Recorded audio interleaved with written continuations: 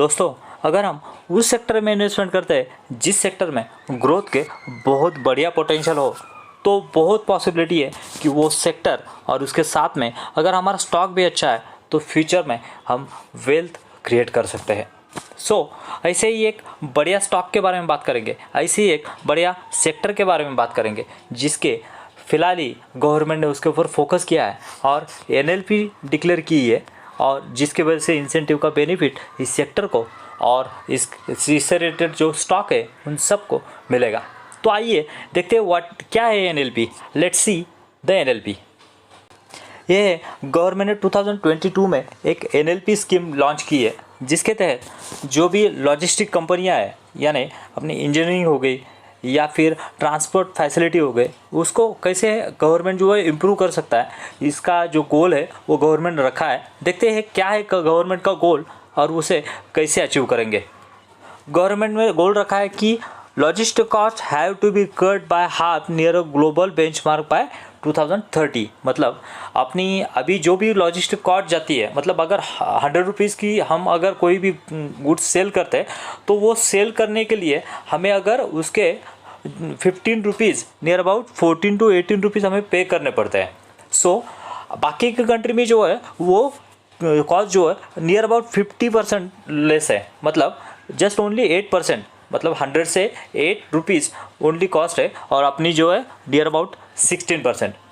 और 2030 तक टारगेट है कि ये जो कॉस्ट है वो 50% कम कर जाए और बाकी की जो कंट्री है उनके साथ में ये कॉस्ट लेके आए। जिससे कि क्या होगा, जिससे कि ये होगा कि हमारा कॉम्पिटिटिवनेस जो है वो इंडिया का आगे बढ़ेगा। जैसे कि India is the being the largest economy, 5th largest economy among the world. हमें अगर आगे जाना है तो 2030 तक ये लॉजिस्टिक कॉस्ट जो है वो हमें कम करनी है, और इसके लिए बहुत सारे इंसेंटिव स्कीम जो है वो गवर्नमेंट डिक्लेयर कर रही है, और जिसके वजह से इंसेंटिव स्कीम के वजह से बहुत बड़ा बूस्ट ये सेक्टर को मिलेगा, लॉजिस्टिक सेक्टर को मिलेगा, और उसकी वजह से आने वाली कंपनियां भी बहुत बढ़िया तरीके से ग्रो होगी। दोस्तों, आज बात करेंगे लांसर कंटेनर लाइंस लिमिटेड के बारे में। क्या है इसके ग्रोथ प्रोस्पेक्ट, क्या है इसका बिजनेस मॉडल, क्या है इसके प्रोडक्ट्स, क्या है इसके सर्विसेज, कौन कौन से इसके कस्टमर्स, उसके बाद में कैसा है इसका चार्ट पैटर्न, उसके बाद में रेवेन्यू कैसे आता है इसका, उसके बाद में इसके फ्यूचर प्लान क्या है, इन फ्यूचर में आगे जाके कंपनी क्या करने वाली है, उसके बाद में बात करेंगे कि कंपनी के शेयर होल्डिंग पैटर्न क्या है। ये सब चीज़ों के बारे में आज बात करेंगे। जुड़े रहिए हमारे साथ, क्योंकि अगले 10 मिनट में आपका कन्विक्शन बन जाएगा कि इस कंपनी में इन्वेस्टमेंट करना है या नहीं, ये कंपनी हमें पैसा बना के दे सकती है या नहीं। आप श्योरली इसके बारे में कन्विक्ट हो पाएंगे। ओके, लेकिन आगे बढ़ने से पहले अगर आप हमारे मल्टीबैगर कम्युनिटी का हिस्सा बनना चाहते हैं तो जुड़िए हमारे साथ और चैनल को सब्सक्राइब करना मत भूलिए, जिससे कि आपको ऐसे ही मल्टीबैगर स्टॉक के बारे में जानकारी मिलती रहे और आप हमारे साथ ग्रो होते रहे और वेल्थ क्रिएट करते रहे। Let's start. दोस्तों, बिजनेस को समझने से पहले देखते हैं कंटेनर क्या होता है। दोस्तों, सपोज आपने राइस प्रोडक्ट कर लिया और राइस प्रोड्यूस करके आपको दूसरी कंट्री में जो है वो एक्सपोर्ट करना है। अगर एक्सपोर्ट करना है तो डायरेक्ट तो एक्सपोर्ट नहीं कर सकते, तो उसका पैकिंग करेंगे आप प्रॉपरली, और पैकिंग करने के बाद में वो पूरा पैकिंग एक बॉक्स में डाला जाएगा, और बॉक्स में डाल के वो बॉक्स जो है वो शिप में डाला जाएगा। ओके, ये होता है कंटेनर शिपमेंट, जिससे कि ये कंटेनर जो है वो दूसरी कंट्री में जाता है, वहाँ पे खाली होता है और फिर वो जो है दूसरी कंट्री से भर के फिर अपने कंट्री में आता है। ऐसा जो है इसका बिजनेस मॉडल है। जैसे हमने बात किया, बहुत बड़ा जहाज़ रहता है और इसके ऊपर हज़ारों कंटेनर जो है वो लोड किए हुए रहते हैं, और इस तरह से एक कंट्री से दूसरी कंट्री में जो है वो ट्रांसपोर्ट जो है वो चलता है, और इससे रेवेन्यू जो है, बहुत सारा रेवेन्यू जो है वो कंपनी जनरेट करती है। ये है कंपनी के कुछ बहुत बढ़िया आंकड़े, जिससे कि हमारा ट्रस्ट बिल्ड होने में बहुत हेल्प होगी। देखिए, 30+ ईयर्स का एक्सपीरियंस जो है इस इंडस्ट्री का है इस मैनेजमेंट को। देन 30+ कंट्री जो है उनके साथ में, यानी वहाँ पे बिजनेस जो है उनका चलता है, कंटेनर जाते हैं और आते हैं। 184 एम्प्लॉय जो है इनके साथ में काम कर रहे हैं, और रजिस्टर ग्लोबल पार्टनर जो 82+ रजिस्टर ग्लोबल पार्टनर हमें यहाँ पे दिखाई दे रहा है। और कंटिन्यूसली 24/7 जो सर्विस है यहाँ पे दिखाई दे रही है। उसके बाद में 6500 प्लस कस्टमर्स, यानी बहुत ही ह्यूज डिजिट हमें यहाँ पे दिखाई दे रहा है। 6500 प्लस कस्टमर जो है उनके साथ जुड़े हुए हैं। ओके, एंड ये जो है 10,000 कंटेनर जो कि ओन कर रहे हैं, जो कि ये आंकड़ा इनिशियली हम देखेंगे कैसे कैसे ग्रो होता गया, बहुत ही इंटरेस्टिंग है। और उससे पता चला गया हमें कि कंपनी की ग्रोथ स्टोरी कैसी है, कंपनी कैसे आगे बढ़ रही है, अपना बिजनेस जो है वो ग्रो कर रही है। Okay, post to be serve, यानी अपने 74 पोर्ट्स पे इसका कंटेनर जाता है। और branches in India, 14 branches company की इंडिया में है। उसके बाद में CAGR रेवेन्यू ग्रोथ जो है वो 42% की है, EBITDA मार्जिन 33% का है, पैट मार्जिन 55% का है। यानी जहाँ पे हम 20% ऑन एन एवरेज पकड़ते हैं, उसका मार्जिन जो है, रेवेन्यू जो है हर साल 42% से ग्रो हो रहा है। Okay, EBITDA margin 33%, PAT margin 55%, यानी बहुत ही एक्सेलेंट ये पूरा जो फ्रेमवर्क हमें दिखाई दे रहा है वो बहुत ही बढ़िया तरीके से यहाँ पे दिख रहा है। लेट्स सी क्या है आगे। जैसे मैंने बताया, कंपनी कहाँ तक ग्रो कर पाएगी इसके ऊपर रहता है कि कंपनी का विजन क्या है, कंपनी का मैनेजमेंट कैसा है, कंपनी की लीडरशिप कैसी है। तो देखते हैं कौन है कंपनी के मैनेजमेंट और कैसे है, क्या क्या एक्सपीरियंस है उनके पास। Let's see. ये है कंपनी के फाउंडर एंड प्रोमोटर, जिसमें पहले आते हैं खालिक चटईवाला, जो है MBA ग्रेजुएट है और नियर अबाउट 31 ईयर्स का एक्सपीरियंस जो है उनको लॉजिस्टिक सेक्टर में है। उसके बाद में है प्रफुल्ल जैन, जो कि फाइनेंस डायरेक्टर है और वो भी MBA ग्रेजुएट है और वेल एक्सपीरियंस है। देन उसके बाद में है अमोल मोहन शिर्के, जो कि होल टाइम डायरेक्टर है और यहाँ पे rich experience in the shipping and logistic international trade, यानी बहुत ही एक्सपीरियंस मैनेजमेंट हमें यहाँ पे दिख रही है, जो पूरा पोटेंशियल रखती है कि कंपनी को ग्रो कर पाए। Friends, container business means not just only shipping one container one country to another country, but apart from that, lots of services and lots of product in this company's portfolio. Let's see which is the product in this portfolio. ये है company के services, जिसमें कि near about 8 services आते हैं। Liner services यहाँ पे 74 overseas port और 36 लोकेशन में इंडिया में काम करती है। उसके बाद में CIS लोकेशन शिपिंग्स।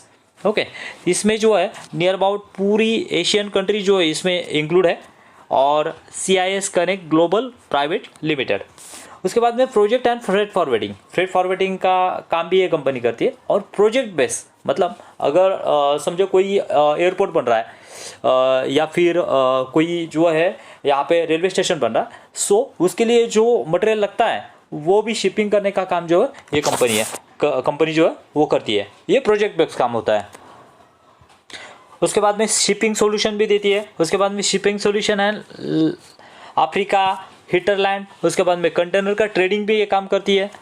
उसके बाद में एम्प्टी कंटेनर यार्ड भी कंपनी प्रोवाइड करती है। Freight forwarding like air and sea both ये करती है। पोर्टेबल कैबिन्स भी देती है।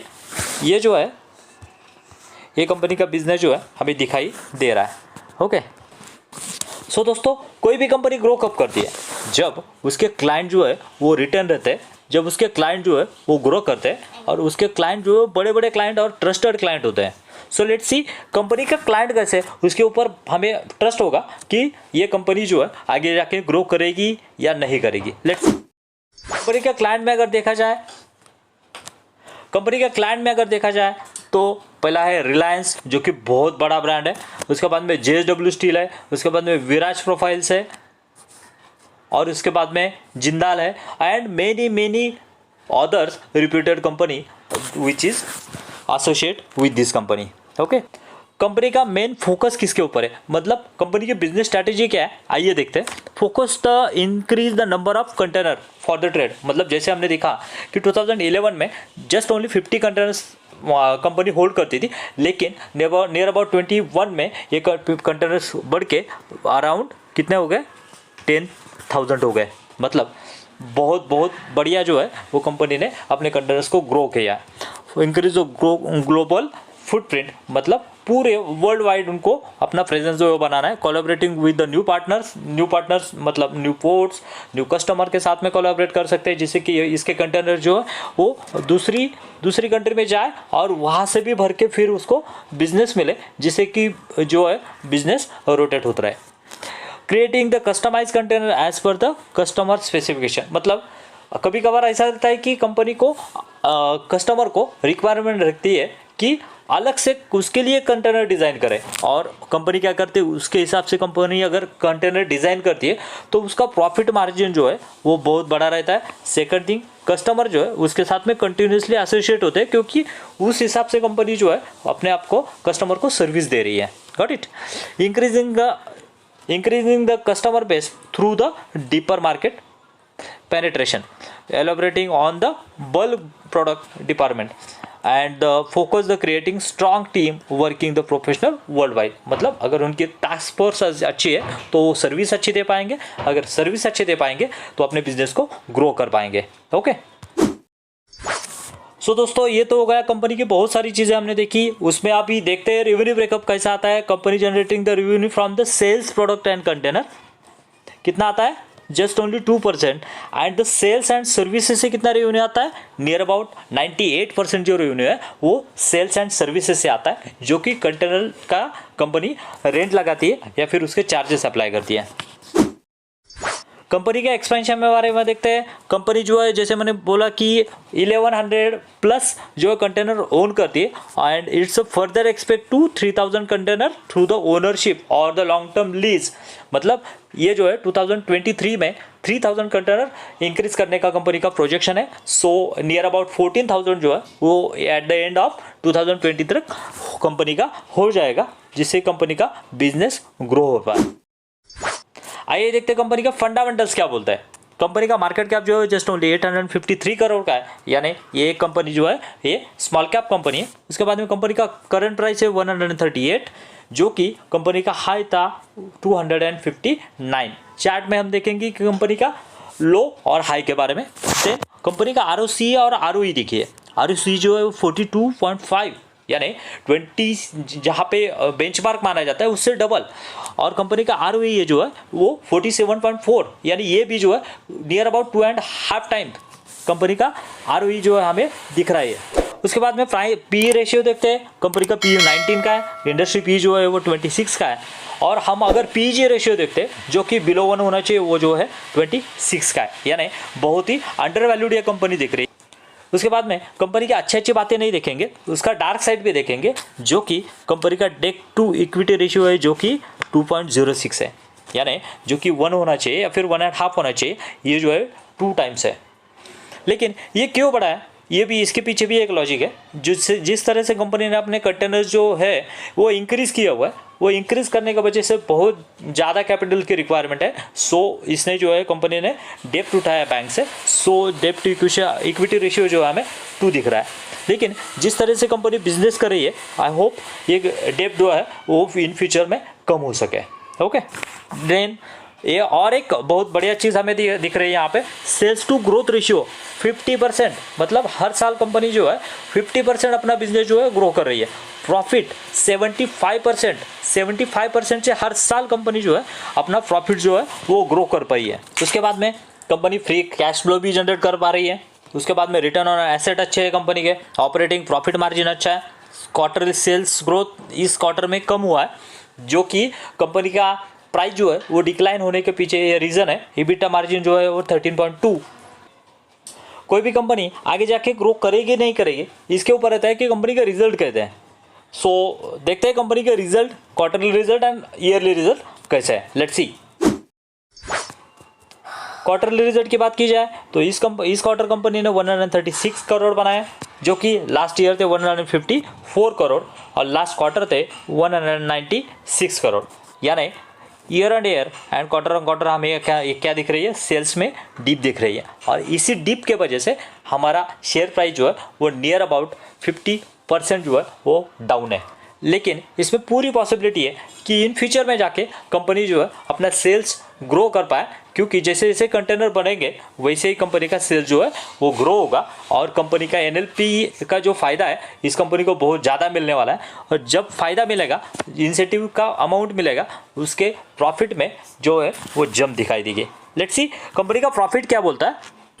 कंपनी का प्रॉफिट देखा जाए तो इस क्वार्टर है 9 करोड़, लास्ट ईयर था 8 करोड़ और लास्ट क्वार्टर था 12 करोड़। यानी हमें यहाँ पे ये लास्ट ईयर सेल्स तो ज़्यादा दिख रहा था, लेकिन यहाँ पे प्रॉफिट जो है वो बढ़ गया है, क्योंकि कंपनी का मार्जिन जो है वो यहाँ पे बढ़ गया है। Second thing, quarter on quarter basis पे हमें यहाँ पे डिप दिख रही है। सो आई होप आगे जाके ये जो है वो कम होगा, लेकिन क्वार्टर ऑन क्वार्टर बेसिस पे कोई भी कंपनी को जज नहीं करना चाहिए। जब भी हम कंपनी का पूरे साल का स्टेटमेंट देखते हैं उससे हमें कंपनी का जो ये है वो जज करना चाहिए। लेट्स सी द कंपनी के सेल्स कैसे बढ़ रहे हैं। देखिए कंपनी के सेल्स कैसे बढ़ रही है। यहाँ पे कंपनी 2, 4, 6, 14, 21, 22, 23, 47 और 75, यानी हर साल कंपनी जो है अपना जो सेल है यहाँ से डबल कर रही है। ओके, देखते हैं प्रॉफिट में भी ऐसा ही जंप है क्या। देखिए कंपनी का प्रॉफिट भी उसी तरह से हर साल डबल कर रहा है। 1, 2, 7, 8, 8 यहाँ पे फ्लैट है, बट 9 के बाद 27, 27 के बाद 44 यानी 44, यानी हर साल यहाँ से कंपनी ने अपना क्या किया है, प्रॉफिट जो है वो डबल किया है। और यही रीज़न था कि कंपनी में सेल्स में और कंपनी के शेयर प्राइस में बहुत बड़ी रैली हमें यहाँ पे दिख रही थी। सो कंपनी का ईयरली परफॉर्मेंस तो बहुत बढ़िया है, जो कि अपने बेंचमार्क से या फिर अपने लीडिंग जो प्लेयर है उनसे भी वो कंपनी बीट कर पा रही है। और यहाँ पे अगर हम sales growth, profit growth, CAGR और रिटर्न ऑन इक्विटी देखेंगे तो हमें इस बारे में ट्रस्ट हो जाएगा कि कंपनी में आगे जाके मल्टीबैगर बनने के पोटेंशियल है। देखिए सेल्स ग्रोथ जो है वो 5 ईयर्स की 50 है, उसके बाद में प्रॉफिट ग्रोथ है वो 5 ईयर्स का 75 है, उसके बाद में CAGR देखिए 54 है, उसके बाद में रिटर्न ऑन इक्विटी देखिए 35 है। यानी excellent excellent excellent and excellent, 10 out of 10। अगर हम कंपनी के बैलेंस शीट पे आते हैं तो यहाँ पे देख सकते हैं कि कंपनी का रिजर्व जो है कंटिन्यूसली बढ़ रहा है, इसके साथ में कंपनी के बोरिंग्स भी बढ़ रहे हैं। लेकिन उसका रीज़न भी है कि कंपनी जो है वो कंटेनर एक्वायर कर रही है और जिससे कि कंपनी का आगे जाके बिजनेस ग्रो होगा। क्योंकि कंपनी का प्रॉफिट बढ़ रहा है, सेल्स बढ़ रहा है, तो श्योरली कंपनी अपना डेब्ट जो है आगे जाके कम करेगी। कंपनी के शेयर होल्डिंग पैटर्न में बहुत इंटरेस्टिंग चीज़ हमें यहाँ पे दिख रही है, जो कि कंपनी का शेयर प्रोमोटर होल्डिंग जो है वो 75 था और धीरे धीरे घट के अभी 54% हुआ है। यानी प्रोमोटर ने अपने शेयर्स बेचे हैं, लेकिन बेचे तो खरीदे किसने FIs में 0.56, 4, 6, 13, 20, 90 यानी नियर अबाउट 90 to 20% प्रोमोटर ने शेयर्स खरीदे। यानी पब्लिक के पास जितना पैसा था उतना ही है और जो खरीदे वो FIs ने खरीदे। और FIs ने अगर खरीदे तो श्योरली ये जो है बहुत स्टडी करने के बाद में ही ये सब डिसीजन लेते हैं। सो इनको ट्रस्ट है कि ये बिज़नेस जो आगे जाके ग्रो करेगा। सो दोस्तों ये था video lancer container lines limited के बारे में, जिससे कि आपको डिसीजन लेने में आसानी होगी। और ये कोई भी बाय या सेल्स की रिकमेंडेशन नहीं है, जस्ट ओनली स्टडी पर्पज़ के लिए बनाया हुआ है। अगर आपको वीडियो अच्छा लगा हो तो लाइक, कमेंट और शेयर करना मत भूलिए। और ऐसे वीडियोज़ के लिए सब्सक्राइब कीजिए चैनल को। Thank you very much. जय हिंद।